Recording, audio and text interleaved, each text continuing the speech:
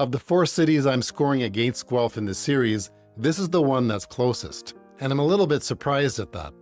Kitchener is bigger, it's a genuine tech hub now, it's got light rail, it's growing downtown, and it's got a lot of momentum.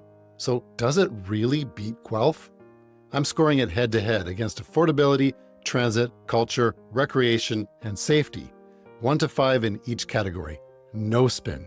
I'm Andrew Somerville from the DNA Homes and eXp Realty, and I've been in the real estate market for over 20 years. So let's find out which city's better, Kitchener or Guelph. Just a quick thing before we start, if you're relocating to this region and you haven't grabbed the free Guelph relocation guide yet, do that now. The link's in the description. It's got neighborhoods, commutes, pricing, schools, the full picture, all in one document. It's completely free, so go get it. Now, let's talk about Kitchener. 2 different growth stories. Kitchener and Guelph get compared a lot. And honestly, it makes sense. They're close together. They're both growing fast. But they've gotten there in a completely different way. Kitchener grew up as an industrial city and reinvented itself as a tech hub. Communitech, the innovation district, a wave of startups and bigger employers are moving into the old factory buildings downtown. Guelph grew up around the university, agriculture, and food, and kept a smaller, more walkable core the whole way through.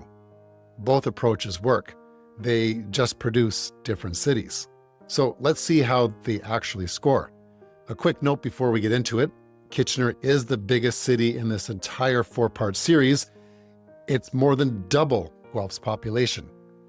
The size changes what a city can offer in both directions, and you'll see how that shows up across almost every category here. There's 5 categories, 5 points each, and 25 total possible points. Affordability. For affordability, Guelph gets a 3 out of 5, Kitchener gets a 4 out of 5. I'll be straight with you, Kitchener generally has more housing supply and a wider range of price points than Guelph does. And this tends to mean that there's more options at a lower price point for the same budget. Guelph's smaller size and university-driven demand keep the market tighter, and that shows up in the pricing. So 1 point to Kitchener, their first win. Transit. Guelph gets a 3 out of 5 and Kitchener gets a 5 out of 5. This isn't even close, and I'm not even going to pretend that it is. The Ion Light Rail runs straight through Kitchener, connecting downtown with the tech core and Waterloo and beyond it. Combine that with the GO train service and a large local bus network, Kitchener has the strongest transit infrastructure of any city in this entire series. Guelph has a great GO connection into Toronto, but nothing like Kitchener in-city rail system. If car-free movement around your city matters to you, this is probably the single biggest factor in this whole comparison, bigger than any of the other 4 categories combined. Another point to Kitchener, so far they're 2 for 2. Culture. Guelph gets a 4 out of 5 and Kitchener gets a 3 out of 5. Kitchener's downtown has come a long way. It's a lot better than it used to be. It's got the Kitchener Market, the center and the square, a genuinely growing arts and event scene that rides right along with all that tech investment. But Guelph's downtown still has something Kitchener is working to build back. A tighter, more walkable, historic core where the market, the river, the festivals, and the restaurants all sit within a few blocks of each other. Kitchener is a bigger city with more venues, but Guelph is a smaller city with more concentrated character. The point goes to Guelph. Recreation. Guelph gets a 5 out of 5 and Kitchener gets a 3 out of 5. Kitchener has a real green space. Victoria Park is a genuine gem. And the Iron Horse Trail connects nicely into the broader regional trail system. But Guelph's River Valley threads green space all the way through the city, and almost every neighborhood is connected, not just 1 or 2 flagship parks. It's a difference in how much everyday nature is built into daily life. The point goes to Guelph.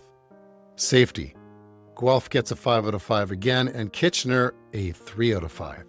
I want to be careful and fair here because Kitchener is a much bigger city, and bigger cities statistically carry more crime in absolute terms. That's just true almost everywhere, not just a knock on Kitchener specifically. But per capita, Guelph has consistently ranked among the safest mid-sized cities in Canada. And that track record is real and it's worth naming. Kitchener's downtown core, like a lot of urban downtowns, has faced more visible safety and social challenges in recent years. The point goes to Guelph. So here's the final scorecard. So let's add it all up. Guelph gets 20 out of 25 and Kitchener gets an 18 out of 25.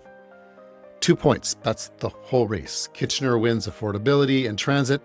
Genuinely, clearly, no argument for me whatsoever. Guelph wins culture, recreation, and safety, also genuinely and also clear. Of all the comparisons in this series, this is the one where I tell you where to think the hardest about your own priorities. Because the case for Kitchener is real. Who is each city actually right for? Well, Kitchener tends to be the better fit if you work in tech, or if you want to be near that job market specifically. If transit-free daily living inside the city is a top priority, or if you want the most house for your budget in this part of Ontario. Guelph tends to be the better fit if you want a smaller, tighter, more walkable downtown.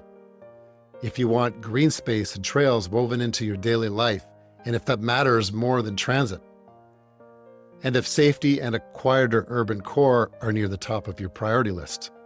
I'll be honest with you, I haven't had too many buyers choose Kitchener over Guelph, but the one thing to note is it has a more urban appeal. So if you're coming from the GTA, Kitchener might feel more at home for you. And so when people do choose Kitchener over Guelph, it's almost always about one thing, a cheaper home. I remember one buyer particularly who didn't even own a car. His plan was to live in Kitchener and bus into Guelph for work every single day because on paper, Kitchener looked like a cheaper option. Two things caught up with him. First, list prices and sales prices are not the same thing.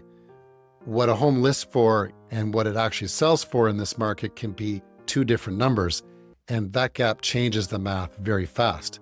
Second, commuting by bus every single day with no car as a backup turned out to be a much bigger mental drain than he expected. He's not wrong that Kitchener can be a little bit cheaper.